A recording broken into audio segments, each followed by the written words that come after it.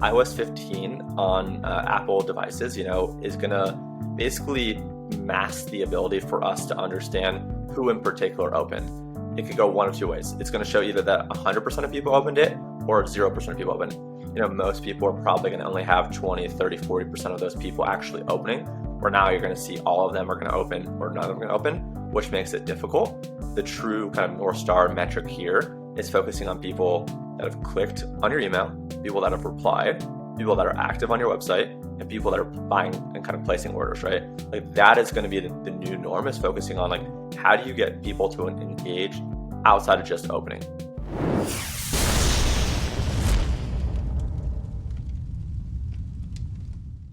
Hey everyone, Eric here from the D2C podcast, and today is a huge one. We are just about to dive deep with the email marketing nerd himself, Chase Dimond. Now, Chase is responsible for over $50 million in attributable email revenue for his clients, and in the next hour, he is going to dive deep on the most pivotal aspects of his growth marketing strategy for email. We're going to cover what's happening with iOS 15 and what brands need to do to prepare today. We're going to talk about the 4 stages of email marketing and exactly what elements you need to have in place to master each one. We're going to tell you about a sender hack that we're going to be testing on the D2C newsletter this week and that you can be testing right away for increased open rates.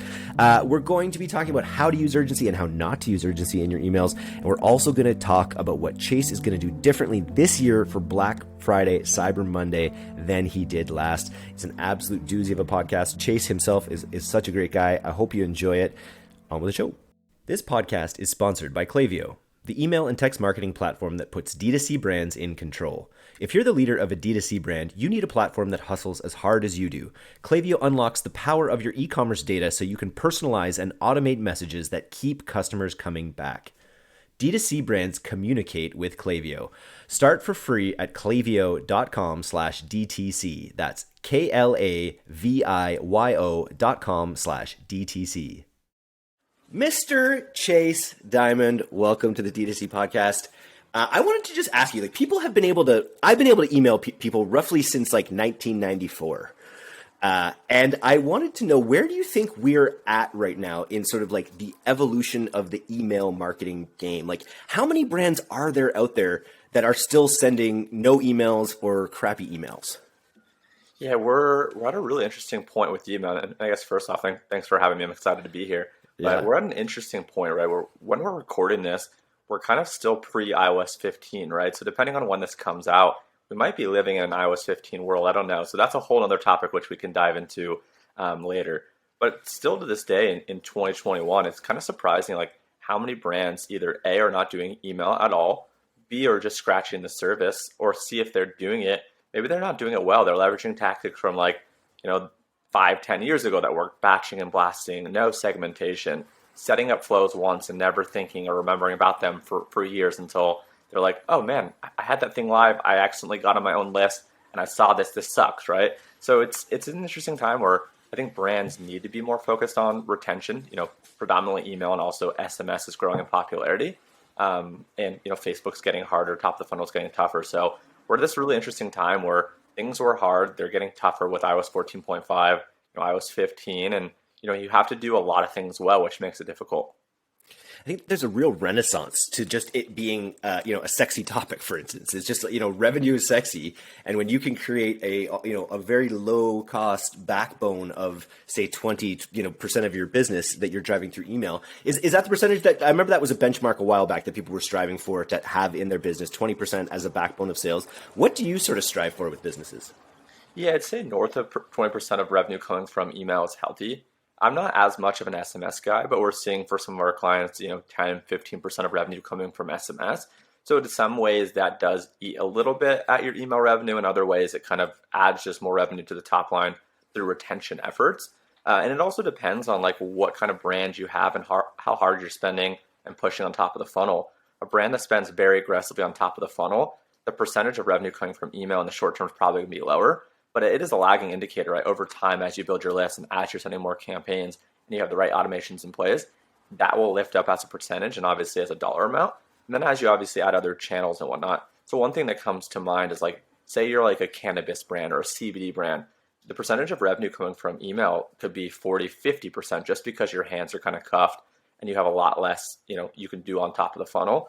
But for like the average traditional e-com brand, let's say skincare, health and wellness, home decor, very standard things that don't have restrictions, I would aim for 20, 25, 30% of your revenue from email.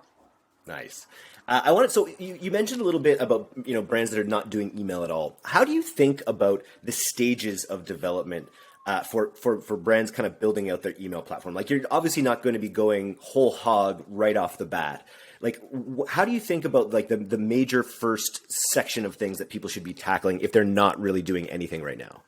Yeah, that's a good question. I actually think about this kind of as brands in four categories, and at each category you're in, I think about introducing different automations and different campaigns and leveraging certain things. So I'll talk really quickly about the stages, and I'll dive into each one.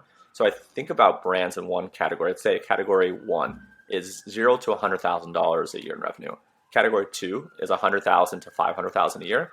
Category three is about $500,000 to about $5 million, and then category four is $5 million and onward. So each of those introduces new opportunity as well as new challenges. So starting at category one, $0 to $100,000 a year, you have to focus on the absolute core, the absolute necessities. That's things like the welcome series for non-buyers, the abandoned checkout, and the post-purchase, right? So the welcome series for non-buyers basically greets people, welcomes them to the list, and delivers any kind of value or offer that you promised in your form. 10% off, free shipping, $10 off, confirmation that you got into this monthly giveaway, here's the content piece, whatever it might be.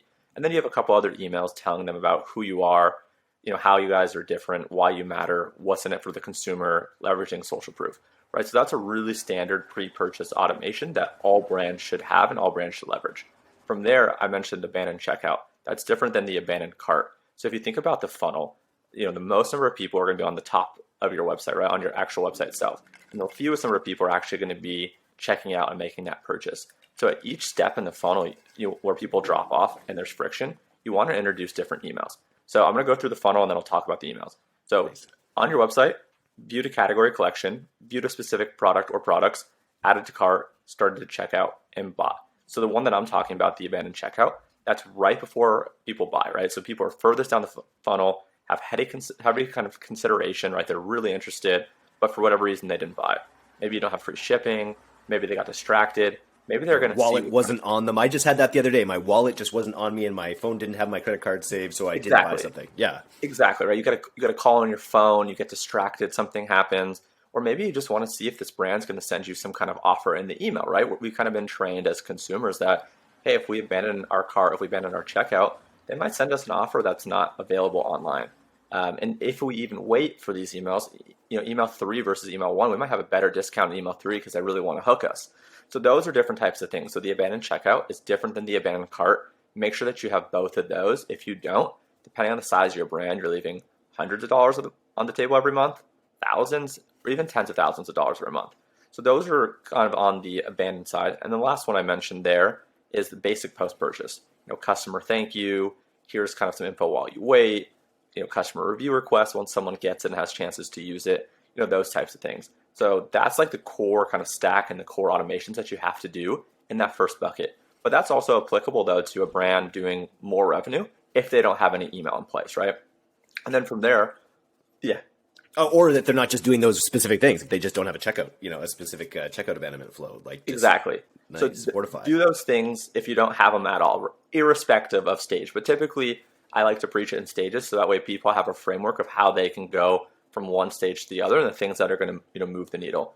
And then on the other side of the house, right, there's the campaigns. And I guess let me take one step back. A campaign is a one-time send to a group of contacts. Think about a holiday offer or some kind of product launch. Whereas a flow or an automation is an email that's sent based off some kind of behavior or trigger action. Someone enters their email into a pop-up, that triggers a welcome series. Someone's on your list, adds something to cart but doesn't start checkout, that will trigger the abandoned cart. So on the campaign side, if you're doing, let's say $0 to $100,000 a year, obviously you have a lot of things going on. You probably don't have a big team. At minimum, try to send one campaign per week, right? If you can get that second campaign per weekend, cool. That's gravy. We're in the green. So do at least one campaign per week. And a couple buckets of campaigns: product launches, holidays, social proof, education, current events. There's a bunch. So that's kind of that first layer. Does that make sense? Totally. I guess I'm going to kind of quickly go through the others so we can talk about other things. But as you go from 0 to 100 to 100 to 500, you want to add things like the abandoned cart. It's super crucial. It is one of the core ones, but it's not the first three that I would do. But I would add the abandoned cart as soon after, and I'd add something like the browse abandonment, right? And then from there, on the other side, right, instead of doing, one campaign, potentially two campaigns a week, I would try to do 2 to 3 campaigns a week. Like 2 is the minimum and 3 is the goal. And then from the 500,000 to 5 million, I know that's kind of a large bucket. I would add things like upsells, cross sells, winbacks, things of that nature on the automation side, on the kind of post purchase. So flows are pre-purchase. Again, that's like the welcome series for non-buyers, the back in stock, the abandons, and then the post purchase are things like the customer thank you, cross sells, the upsells, the winbacks. So I would do that, and then I would try to ramp your frequency of campaigns to at least 3 to 4 a week. Minimum of 3, 4 is ideal. And then as you go upwards, right, 5 million plus, you should be sending 4, 5, 6 campaigns a week. Obviously leveraging segmentation so that way not one person, or that way you don't receive all of the emails. And then you would add any additional flows like a breakup series, maybe like a site abandonment, maybe gender specific, right? If someone bought from a certain category, trying to upsell or cross sell specific products in that category, so on and so forth. So that's kind of how I think about at each of the stages and just the content in general. I think that we just did it right there. We could check out everyone listening. I think find what stage you're in there and just make sure you have all of those pieces and knock them off. Like one of the, working with the Pilot House email team, seeing some of the flows that they're building out and the schedules that they're building out ahead of time. It's actually when I started at Pilot House, I took on a client that was doing email and just like laying out all the different communications, making sure that you have everything varied, that you've got this good diversity in how you're messaging people. It's a really satisfying thing to kind of put together. Do you enjoy it? Yeah, I love it. So we definitely map it out too. You could map it out as simply as in something like a Google Sheet, or you could leverage some kind of project management system where, just keep in mind like of this automation, like where in the journey they receive it and how many days after they hit that. That way you don't have, for example, I think where most people get tripped up is post-purchase, right? So you have post-purchase emails coming from Shopify, WooCommerce, all those are the transactional emails. Those are very similar to flows, but those are for specific activities after people purchase. So you want to make sure that you're not like having someone receive order confirmation, shipping updates, customer thank you, customer information, right? Like you don't want them to receive like 3 emails on the same day. So you want to just map out, especially on the automation side, like when those people are receiving them. And then you want to cross-check that with the campaign schedule. You don't want to send a 10% or some kind of discount or offer to someone that bought yesterday, right? Especially if they bought without an offer. That would tick a lot of people off, right? Eric, if you buy from my store yesterday and I'm sending you a 10% or 20% off offer today, you're going to sure as heck hit up support and be like, yo, apply that 10 to 20% to my order. I didn't see that. So making sure that you're also omitting and kind of excluding people that recently buy from your campaigns, all of those things are super important to map out. So I like it because, if you don't do it well and you don't do it right, then you're going to have some angry customers. So it's so important. I like it. Now, one of the things you mentioned there was a winback sequence. This is something we experimented with on the newsletter side, and we were finding that we were getting tons. We were doing the targeting correctly, but we were finding that we were getting people emailing us to say, "Hey, I do open your emails. I don't know why you're sending me these messages that that you want me to re-engage. I already am engaging." And I was wondering, was that an error on our part, or is that just the fact that email tracking is already not as good as we think it is, like the actual open tracking of emails? Yeah, I think it's more on the platform tech side than it is on you guys running the segment, right? You guys obviously know what you're doing. You probably run the segment correctly. One of the fallbacks and kind of the defaults that I always do when I run some kind of engaged segment is I also have a parameter that they haven't clicked. Because the way that currently open works, and again, iOS 15, a lot of this is going to change, especially on Apple devices, is there's a small invisible pixel within an email, right?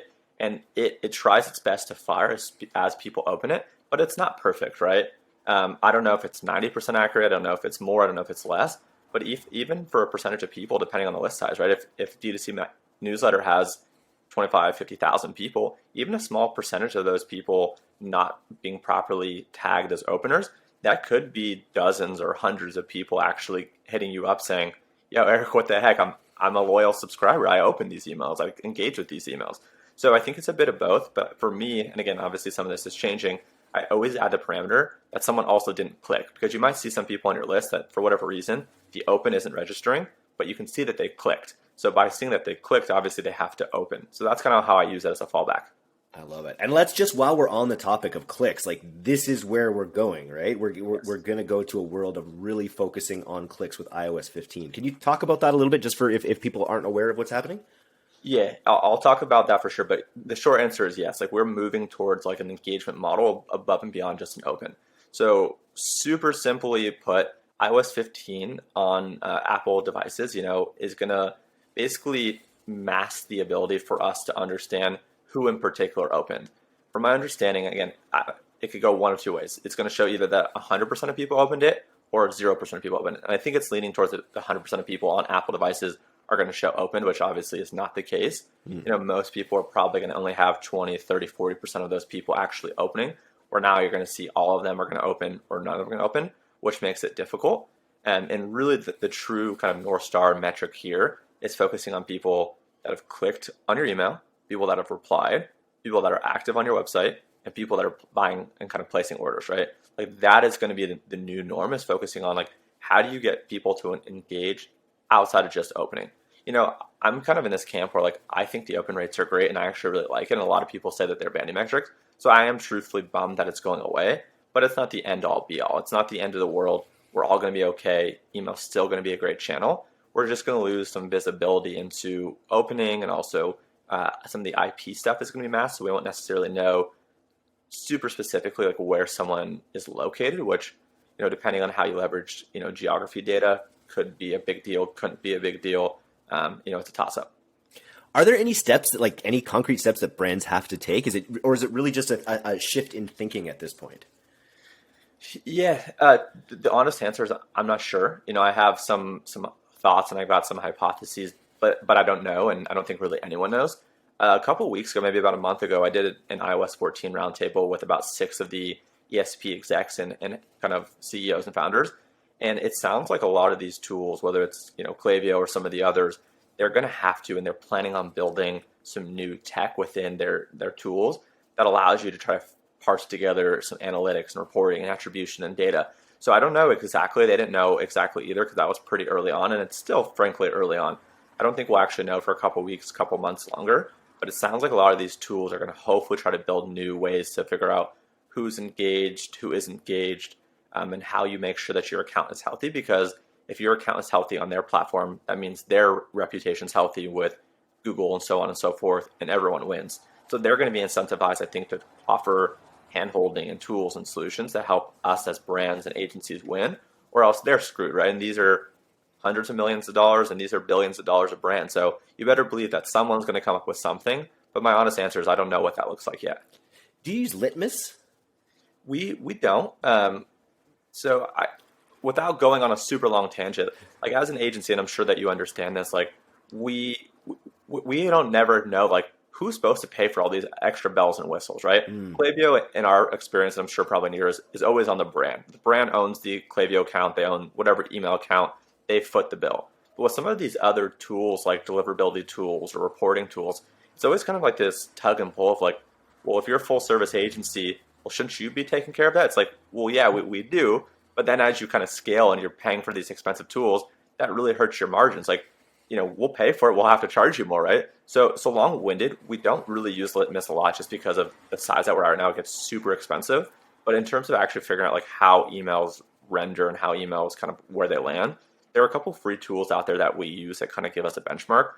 So on the deliverability side, just trying to figure out where an email lands, whether it's in the inbox, promotions, or spam, there's a few tools. One is called gmass.co/inbox, and it's basically a seed list of 20 email accounts, and they're different ages. One is a 20-year-old Gmail account, one's a 10-year-old Gmail account, 1 year's, and they all have different kind of, parameters and different tech on top of it, like a hey.com or something like that. And you can see for each of these devices that they have where you land. So what we'll do is we'll send kind of to the seed list of 20 people an email, and we're like, oh man, we hit promotions. Like, what can we change?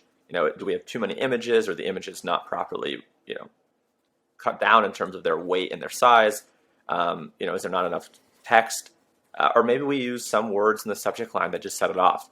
Free, discount, like whatever it might be, right? It's different for certain people. So we'll do something like that on the deliverability side. There's a couple other tools as well. If you just do Google searches that are free or kind of cost effective, like I think there's one called like Mail Genius that's free. There's a paid one called like 250 OK. So that's on that side. In terms of seeing how emails actually render across devices, which also is a use case of Litmus, like on an iPad versus Outlook versus, iPhone, Android, we have a bunch of people on our team that have different devices that will kind of do in our QA check a quick ping and be like, hey, does this look good? Does that look good? And there's a couple other tools that we're trying to get discounts on and work with that are more affordable. So we're kind of a little bit, I guess, hacking it together, making it work, and trying to figure it out. I love it. Yeah, we have a slightly different use case as a newsletter, right? Because we're trying to figure out how far people get down the page, and the clicks are obviously super important as well. I'm just wondering if Litmus will still work in the if the the read versus skim versus whatever the other metric is. I'm just wondering if that will be able to be sensed, or if it'll be blocked in the same way that the opens are. Yeah, that's a good question. It's tools like that, and then I also have some buddies that run newsletters as well that leverage basically like Power Inbox and Live Intent. For those that are unfamiliar, it's essentially like Google AdSense for a website, but specifically for email. And they've been trying to get an answer from their reps over those companies. It's like, well, how am I as a newsletter publisher going to get paid if we're doing this on a CPM, right? They're getting paid right now on every 1,000 people that open. Maybe they're getting paid $5. And then obviously the more people that click, the higher their CPM is. So they're now trying to figure out like, well, how do I sell advertisers on my opens and my engagement if I don't actually know what that looks like? So I'm truthfully not sure, and I'm really curious, like, Litmus, Power Inbox, Live Intent, a lot of these other tools, like how that's going to work. And then on the other side, right, there's other tools out there that help you figure out whether your email is good to send to, not sure to send to, or bad to send to, right? So good means it's clean, they've verified it, and those are all kind of like list cleaning, email deliverability kind of verification tools that are really important. On making sure that you're not sending to spam traps or not sending to bounced emails. Because obviously the more bounces that you get, that's an indication to Klaviyo, Google, everyone that you've typically purchased a list, which isn't always necessarily the case.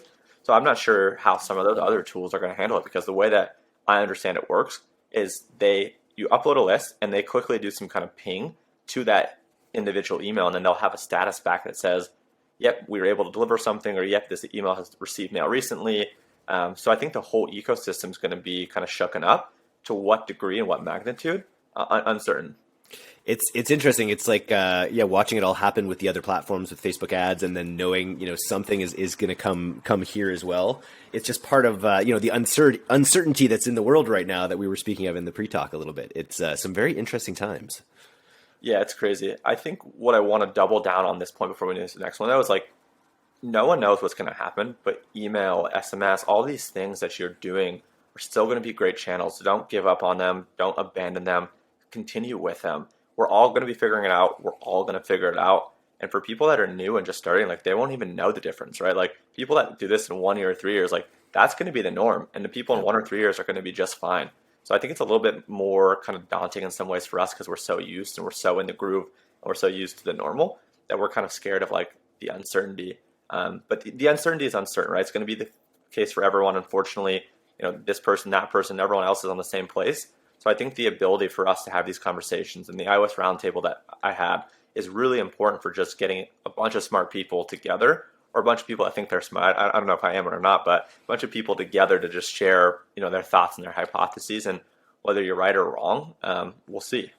Nice. And following you on Twitter too, even just reading things about, getting good at human persuasion, these kinds of things are never changing. So regardless of whether the tech changes, I was marketing in 2007 when we didn't have a Pixel.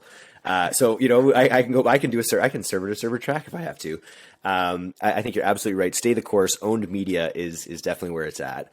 And speaking of owning media, I saw another one of your tweets. First of all, we're going to talk about this at the end, but you've got to follow Chase on Twitter. He's just a font of wisdom all the time. Lots of great value that he's just putting out into the universe on that platform. And I was seeing recently just talking about opt-in rates for, just getting that email to begin with, like pre-purchase, whether you're using a spinning wheel or a discount or all these different things. I think so many people go into that with like, okay, here's what I should sort of do. This is what I should do out of the box. This is the thing that I saw on someone else's website or whatever. I'm curious, what's your strategy with getting people to opt in the most efficient way? And what are some of the highest percentages you've been able to achieve in terms of those opt-in numbers? Yeah, that's a great question. So let's dive into that. I guess I'll start with the percentages. I think some of our clients, I don't know, right now or in the past, we're doing upwards of like, I don't know, 18 to 20% of cold traffic actually enter their email. I'd say that the standard for our clients probably is more like 7 to 10, maybe like 8 to 12, right? Depending on what the offer is or isn't. I think that's the standard for our clients, probably for some of yours. And I think the actual industry is probably a lot lower. I think the industry is probably like 2, 3, 4%, right? So I think what we're doing and probably what you guys are doing is probably 2 to 3x the norm. And I want to kind of talk about, there's a couple things that influence your opt-in rate. One is the offer, right? The offer is super important. I think that's probably one of the highest leverage things. So and I'll talk actually about all these in depth. So I think the offer is probably the highest leverage. And I think from there, probably the copy and the design. What does it say? How does it make you feel? What does it look like? And then from there, the behavior. Is it immediately shown on page load? Is it exit intent? Is it on page scroll? So those are some of the factors that we deal with. And based off some of our data, based off some data from Privy that they've shared with me, different offers lead to different outcomes. So starting at the bottom. So if someone just has in a pop-up, let's say, enter to get our latest updates, enter to get our newsletter, that's really not that exciting, right? You can expect about 1, maybe 2% of people to give you their email. So for out of every 10 people to your site, or I guess every 100 people to your site, you can expect 1 to 2 people to give you their email, right? Not that great. Whereas with some kind of offer incentive, 10% off, $10 off, free shipping, free product with purchase, you can expect in the ballpark, give or take, about 5 to 10%. So for every 100 people to your website, you can expect about 5 to 10 people to give you their email. And then the last one is this whole enter to win thing. Enter to win a weekly giveaway, monthly giveaway of our wallet if we're a wallet company, hat if we're a hat company, whatever it might be.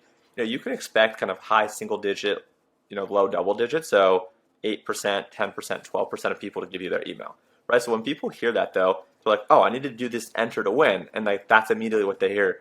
And that's not necessarily the case. What I've found with the enter to win is you maybe get more emails, and not that the emails are not less qualified or more qualified, but people want to wait that week or that month to see if they won, right? They're entering to see if they're going to get something. They want something for free. They're going to wait to see if they won, and then from there, they're going to make their purchase or they're not. So just being able to kind of attribute that pop-up person and then that sale that's further down the line, it's a little bit harder to tie those two together. Whereas with the whole 10%, $10, free product with purchase, free shipping, that's pretty immediate, right? People get that offer right away on the pop-up in the confirmation, and they get that right away in the welcome email. So it's way easier and way quicker to see the attribution towards someone on your website, enter their email, and convert it. So we typically still move with like the offer one just because it's way easier and way more immediate to track. The other one's a little bit more confusing. So those are kind of I guess, what you can expect. And then, as I mentioned before, outside testing the offers, the discounts, the incentives, testing the copy and the design. Does this image of this guy versus this image of the girl versus an image of both of them versus a lifestyle photo versus a product photo? Which of those has the highest opt-in rate? And then what about the copy, right? Is the copy like kind of straightforward and serious? Is it a little bit more fun and playful? Testing those types of things, and then testing the behavior as well. Those are kind of some of the things that we're thinking about and doing to hopefully, increase the conversion in terms of email capture. I love it. Can you just give, I know I was reading again on your Twitter, I was reading about some of the subject lines that you love and what goes into making a good subject line. Like, what's your all-time favorite subject line? Do you have like a series of go-tos that you just make sure are in there? It really depends on like the email. Is it a campaign for a holiday? Is it for a product launch? Is it an abandoned cart? Is it abandoned checkout? So subject lines like really, really vary. I mean, there's probably few that potentially are universal, but most are like very specific. I think in terms of getting people to open, right, there's 3 really big factors that allow people to open your email outside where you land. Obviously, where you land is going to indicate, again, like what your kind of open rates could be.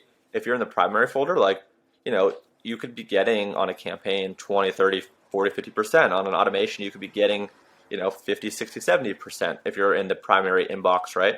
Where if you're in the promotions, you're still going to get decent opens. You're not going to probably get nearly as many opens as you will in the primary folder, but you're going to get way more opens than you will in the spam folder. In the spam folder, you'll probably be lucky to get north of 5%, right? You're probably at like 1%, 3%, 5% if you're in the spam folder. So all things equal, right? Considering or assuming we're landing in the primary folder, there's three things that influence whether someone will open from you. The first, and this is going to go from left to right if you're looking at your inbox. The first is the from name, right? So from my personal newsletter, it's just Chase Dimond, or even it's sending from my email address, and I'll talk about that in one second. From you, right, it might come from Eric at D2C, it might come from D2C, it might come from D2C Magazine, right? It might come from any or all or some of those, depending on what you guys have found worked. The next one is the subject line. I think that obviously most people know that gets the most attention. The next one is the preview text or the pre-header text, and it's almost like a secondary subject line, right? It kind of teases and entices the open. Yeah, it's funny. I'm always, that was one of my questions here. Is like, really, how do you give me a good example of a really good preview text and subject line and how they flow together. Okay, so and I want to talk about the from name, so I'll talk about the from name in this. So okay. I've found, and our team has found through testing with some clients, we actually did this by accident, and we found that this worked. In the from name, again, typically it's always a name. Chase Dimond, Chase at Chase Dimond, whatever it might be. It's always some kind of name. By accident, we accidentally put Chase at chasedimond.com. So we used the from email also as the from name, and we sent it out, and we're like, oh shoot, we really screwed up. Like, we're so sorry. And when we analyzed the data later, we're like, holy smokes, the lift in opens on sending from an actual email address as the name has been huge. And every single week that I do that for my own newsletter, people are texting me and messaging me like, oh dude, you accidentally put your email address as a from name. I just wanted to let you know. I'm like, oh, I appreciate your heads up. I appreciate you being on this, but I actually did that intentionally. It's moved the needle. So we've tested that on dozens of our clients, and the reason is no one does it. It stands out. Everyone always has their name, so it kind of throws off the pattern. And the more things that you can do to break the pattern, the better. Again, don't be spammy, don't be clickbaity, but the more pattern breakers, the better. So that was one thing on the from name. And then on the subject line, right, depending on what the subject line is, it might be, I don't know, email marketing hacks, ... right? And then the preview text might be ... We probably shouldn't be sharing these hacks, but we are, right? Like something like that would work. So Chase at Chase Dimond, they're like, this is weird. This is interesting. I know Chase, but like it's his email address. Our best email hacks. Okay, I'm interested. And the preview text is like, my team didn't want me to share these, or we probably shouldn't be sharing these, but it's your lucky day. I think something like that would probably get people to open. And then obviously the body copy in the email has to be delivering on those hacks and have to really, hit the needle. What do you think about that? I love it. Well, first of all, everyone who's listening to this is going to be getting an email from Eric at directconsumer.co in the to line for sure. Try it. This weekend. I've pinged my team. It's happening.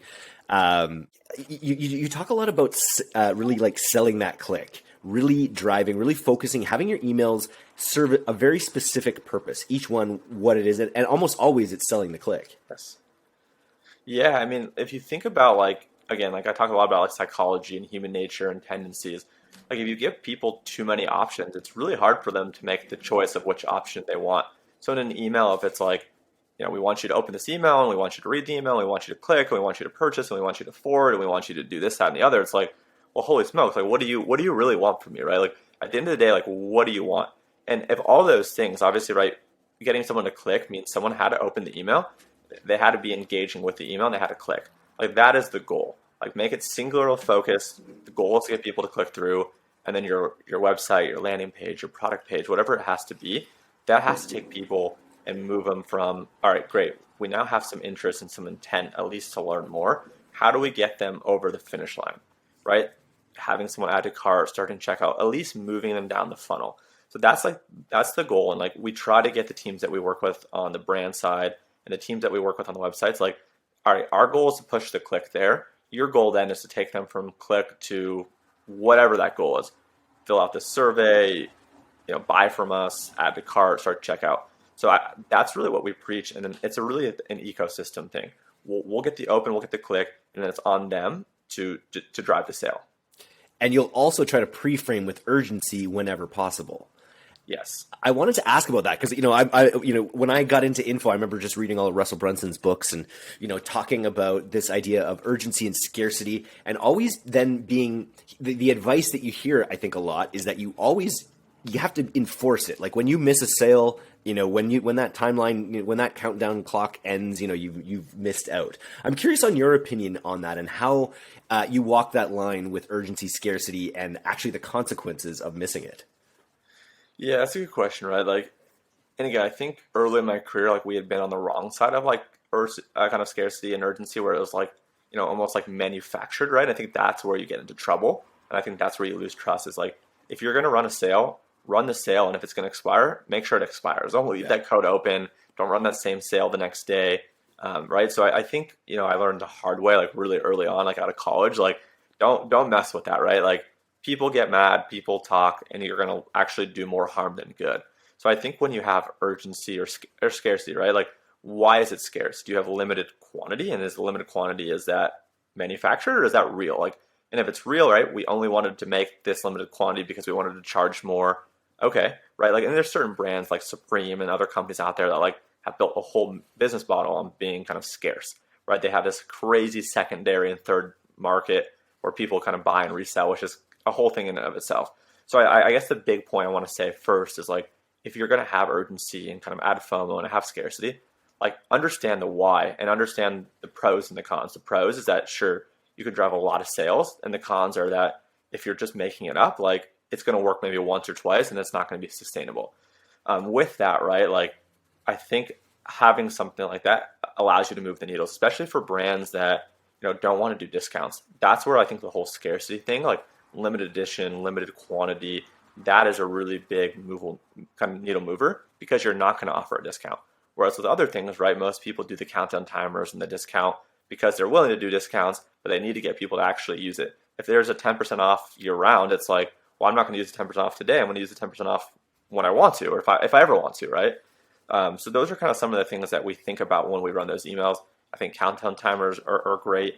Countdown timers, though, also kind of confuse me sometimes. It's like, are you counting down to like when the sale starts, or are you counting down to when the sale ends? And sometimes consumers get confused. So I think also being really clear on like what the countdown timer is for. If you're going to kind of hype an email up, right, that countdown timer better be explaining that that's when the sale actually starts, not when the sale ends. And if the sale is currently live and it's running down, make sure that that countdown timer actually tells people that the time's up, that's when it expires. Explain it to me like I'm a 5-year-old. I think Yes. my cousin Vinny said that. And I know it's something you preach about CTAs as well. Be very, very specific in your CTAs with exactly what you want people to do. Yeah, I mean, like we're finding that the more like direct that we are, the better, right? Everyone right now, I think, is so scatterbrained. Our attentions are all over the place. We have so many different things, especially working at home. I think has changed a lot of consumer behavior. It's like your wife, your mom, your boyfriend, your girlfriend, your husband, whoever, your friend is at your house. Like these people are around you, and there's noises, and there's someone's watching the TV, and my daughter's screaming, right? Like there's all of these things happening. Like the simpler you can be, the more focused you could be, the more direct that you can be, I think the better. Love it. I wanted to ask, is there anything, because I just am hearing the first sort of rumblings of Black Friday, Cyber Monday planning and strategy and preparations going on. Is there anything that you've sort of earmarked? And I know every year our team will learn a new thing. I think last year they were like, I think it was maybe starting a week earlier or something, really was what they took from last year. They're going to start a week earlier this year kind of thing. Is there anything that you're going to do differently this year than last year for Black Cyber Friday Monday? I think a lot of the things are going to be similar. We're just going to increase the speed and the magnitude. And I think one of the big ones from last year, which I think is going to even be probably a bigger potential warrior issue this year, is like fulfillment. Fulfillment from the factories, and also fulfillment in terms of actually getting the package from warehouse to consumer's door. I just think the amount of people, obviously, that are buying online this year and last year versus previous years is just like through the roof, right? Obviously, that's not anything new for anyone listening. Like the number of purchases online are so much larger than they've ever been before. I think the infrastructure for companies to fulfill, like if you think about who actually fulfills this, like there's almost like a duopoly. Like there's not that many companies, right? It's almost like there's like, we can count them on one hand. It's like USPS, UPS, FedEx, and maybe like one or two others, right? and you think about everyone is using those same carriers to fulfill, I think they're going to probably prioritize their larger merchants, right? They're going to prioritize, whoever their biggest customers are. So these small guys are probably going to get squeezed. So I think making sure that you have some kind of comms or kind of communication with your factory about, hey, are you guys going to be able to fulfill this in general and on time?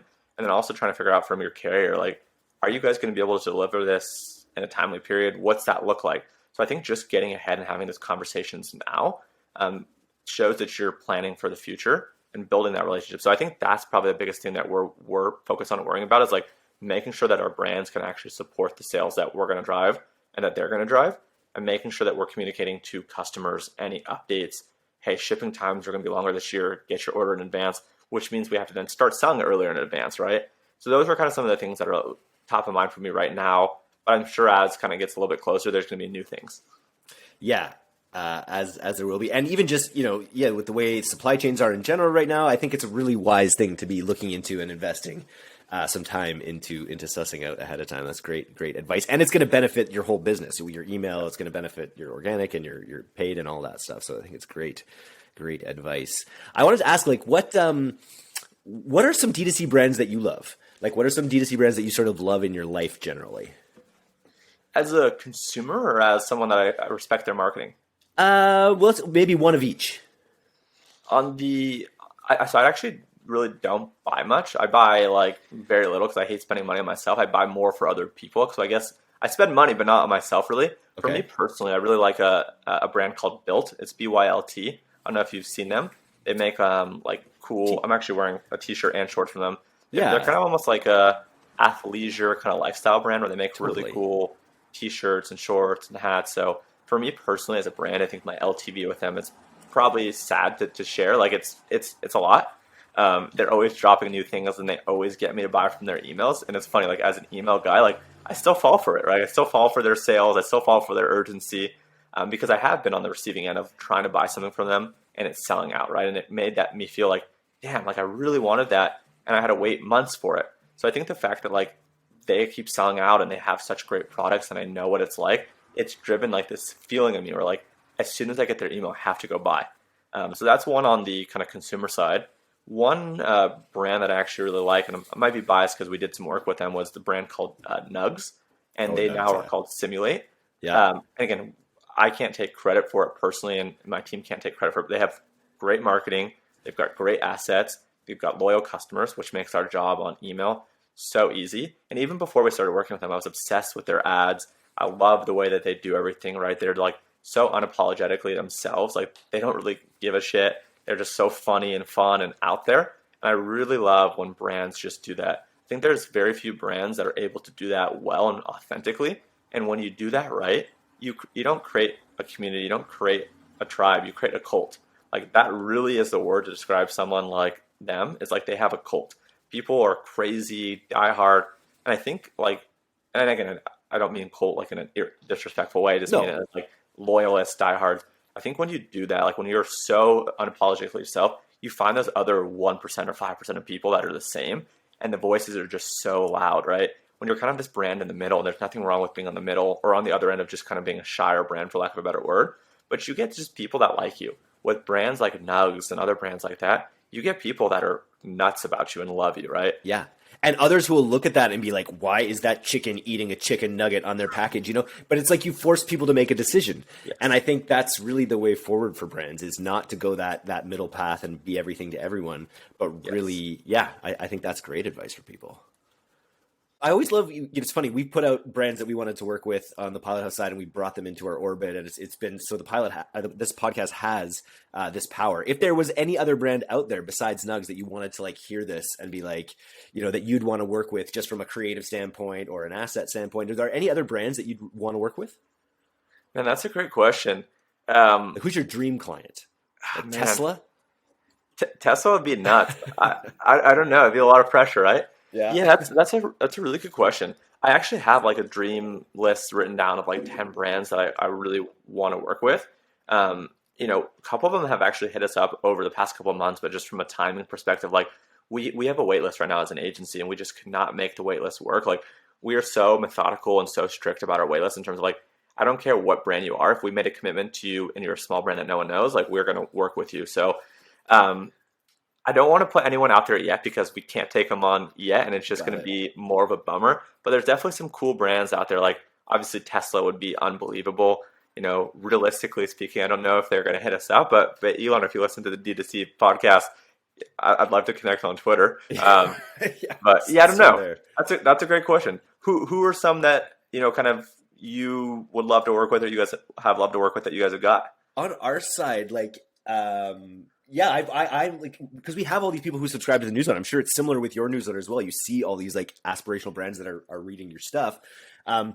For me, I'd love to get involved with Nike. I'd love to, Nike has always just been.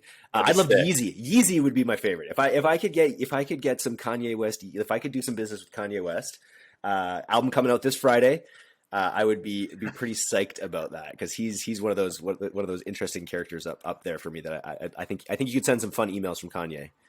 Man, that'd be sick. You could do a bunch of cool memes and a bunch of cool content and have just a bunch of fun. Man, and yeah, that'd be really cool. I've actually never thought about like when I think about dream clients, I think about I guess I'm shooting low. I'm thinking about like setting the bar like realistic. Not that Nike's unrealistic. I'm sure you guys could take them on. Like for example, like one brand that I loved, was like Buck Mason, and Buck Mason hit me up a couple months back. Had a couple calls with them and ended up helping them for free with just some consulting because I love the brand so much. They wanted to hire us, they wanted to pay us, but like they were like a cool one. And I guess they were a dream brand just because I wore their stuff and I liked them so much. But if I think about like actual like dream brands where it's like very aspirational, yeah, like I think like Nikes and like the Lululemons of the world would be just like unreal. Yeah, yeah, Lululemon would be a really good one too. Some Canadian content there. I've been following you for such a long time. You lead with value in such a big way, and I think a lot of people who listen to this podcast are brands, but a lot are on the agency and the consultancy side as well. I was wondering if you could just talk a little bit about your strategy on social media.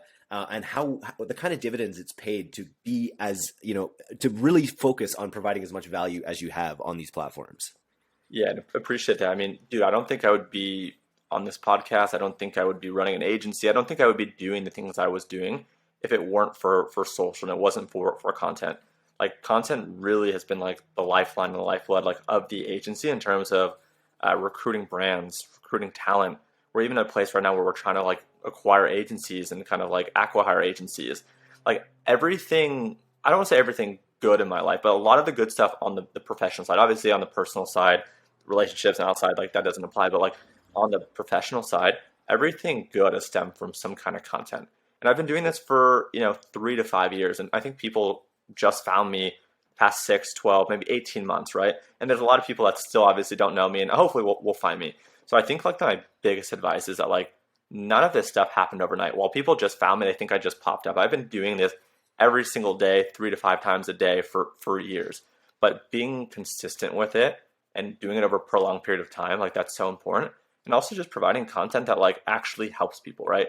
Think about like the number of people that like will share the D2C magazine and the podcast tidbits and my newsletter and all of our social stuff. Like way more people are consuming our content, way more people are sharing our content, and way more people are benefiting our content than we'll ever find out. Like I talk to Nick Shackelford all the time, but like for every one person that reaches out to us and says thank you, there's probably another 5 to 10 people that appreciate us in kind of silence and quiet. So for me, it's addicting. Like with our agency, we're limited with how many people we could work with, right? We're limited by the number of brands we could take on. And I want to just help people. I have so much stuff that I've learned and I have even more stuff that I'm learning that I just like to share. And I kind of look at my channels as like my personal diary. I want to know the things that I thought. I want to know the things that I cared about. And it's kind of cool that other people happen to like resonate. Like on my Twitter, my social stuff, I post about 4 things. I post about my family, mostly my daughter. I post about e-commerce email marketing. I post about my agency, and I post about beating my brothers up in basketball, right? Like those are the things I care about. Those are the things I post about, and those are the things I will share. And for whatever reason, people also resonate with those things. So I guess I'm kind of going on a tangent, but like producing social content, I think is one of the most important things. And in particular, I think Twitter is one of the most powerful places right now for content. The organic reach on Twitter is insane. So the best advice I have on Twitter is be active, right? So be active as a consumer and be active as a producer. On the consumer side, right, with things that you read, like it, retweet it, comment on it. People take notice. Like I know who likes my stuff and comments on my stuff and shares my stuff. And anytime those people send me a DM with a question, you better believe I'm excited to share because they've shared my stuff, right? I'm excited to respond to them. So I think that's one. Two, like, create. I think most people just get in the habit of consuming. I think creating is so important. Like, it's actually easier if you just, break it down. Aim for one tweet a day. And who cares what it's about? Just post something. Just get in the habit of writing for certain platforms. And then finding people to like and comment and retweet your own stuff is so important. Like with the reach on Twitter, having people that have an audience and having people that have a following, liking and engaging your stuff allows you to get reach. So I have, I don't know, 25 to 30,000 followers on Twitter, which to me, I think that's a lot, but in comparison to other people, it's not a lot. But the part that really is impactful is I get between 3 to 4 million impressions a month on Twitter. So to have that few of following, so you get that many impressions, that will just show you the power of Twitter. So for me, I care a lot about Twitter. I like LinkedIn a little bit. I think LinkedIn has a lot of the right demo. I haven't figured out or mastered that one as much, but it has some organic reach. So I think LinkedIn's great. And then outside of that, I like YouTube. I think if you could build an audience on YouTube, that is so powerful.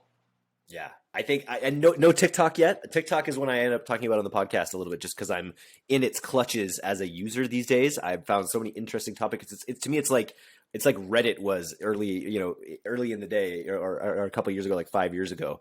And I've seen some of my friends start to build their sort of info personas on it, and it seems like they're really gaining some traction there too. I like TikTok. I've been doing Instagram Reels and TikTok probably daily for the past like 2 or 3 weeks, so I don't have enough insight to share that.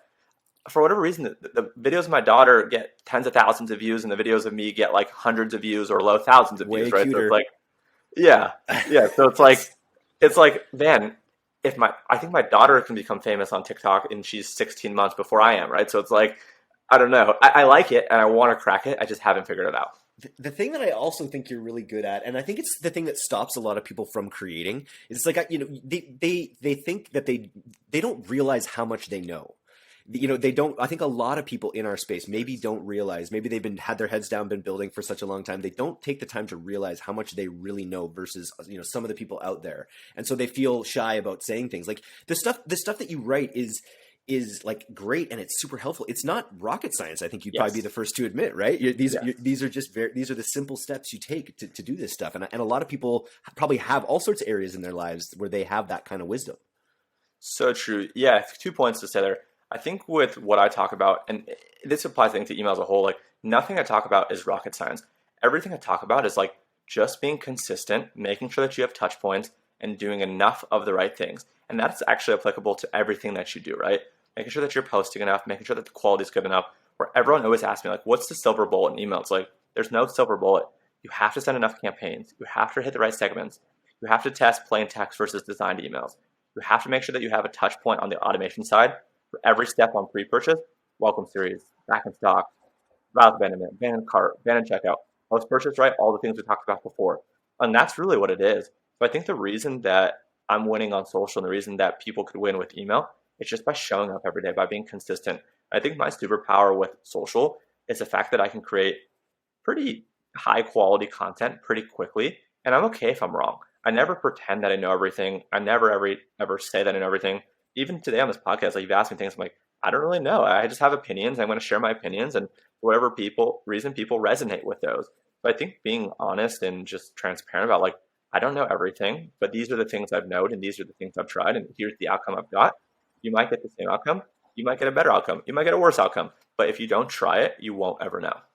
And then you get this environment where you get people sharing that they've tried. I see it all the time. They've tried the things you're putting out there. They're seeing the results. That's one of the most rewarding things, is just you constantly feel like, with the newsletter, with what you're doing as well, it's this great feeling of feeling like you're just constantly putting good stuff out there that's actually moving the needle for people. And that it will be another one of the quotes I saw on your page was from Harry Truman about it's amazing what you can accomplish when you don't really care who gets credit. Yes. And I find that it's been that sort of ethos has been really critical to the way Pilot House has grown, so much in the last year, as well as D2C and all this. It's just people all kind of like working in the same direction. Do you have any advice for how to instill that ethos in your business? That's a good question. I mean, I really think it stems from like the founders and the leadership team, right? if you're that type of person that will just give, and not worry about taking, if you're the type of person that like, you're always building the team up and letting them do their thing, I think that's so important. I think where I went wrong early on in my career was I wanted people to look at me as the leader, right? I started the business, so I wanted people to look at me as the leader. I wanted to be the man. And sure, some people that's okay and that works for them, but for me, it didn't. I noticed that as soon as I focused on switching it, I don't want to be the leader. I don't want to have to always know the answer. I don't want to have to be involved in everything. I'd rather have to not actually do anything, right? Like I'd rather kick back, have my feet on the sand, and hang out with my family and let my business run even better. So I think when you turn kind of, quote unquote, the followers into the leaders and allow them to think for themselves and build their own personas and build their own teams and really lead and really not become the bottleneck, that's where the magic happens. So for me, even I think having my daughter, aside from all those personal things, was the best thing professionally, because I finally was like, I don't want to be in the day-to-day doing everything. I want the people that I hired to do the things that I hired them to do, and I want to stay out of their way. And that has been really fulfilling. So I guess to round that out is like, when you are a leader, if that's your personality, just to kind of like lead by example and lead quietly, people will pick up on it, right? And start building up other people in the organization and let them really be the man or the woman or whoever. Love it. Chase, I want to thank you so much for coming on the podcast today. I think we'll definitely have to have you back. There's a couple areas that we didn't touch on that we'll have you back in, probably hopefully before the Q4 madness ensues. But if people want to get in touch with you, I imagine Twitter might be the best way. Yeah, Twitter's perfect. So my handle is ecom Chase Dimond, no A in Diamond. So it's just Dimond. So ecom Chase Dimond. And yeah, appreciate you having me. This was a lot of fun, man. Cool. All right. Well, maybe we'll jump on yours sometime soon. I'd love to have you. Okay. Thanks, Chase.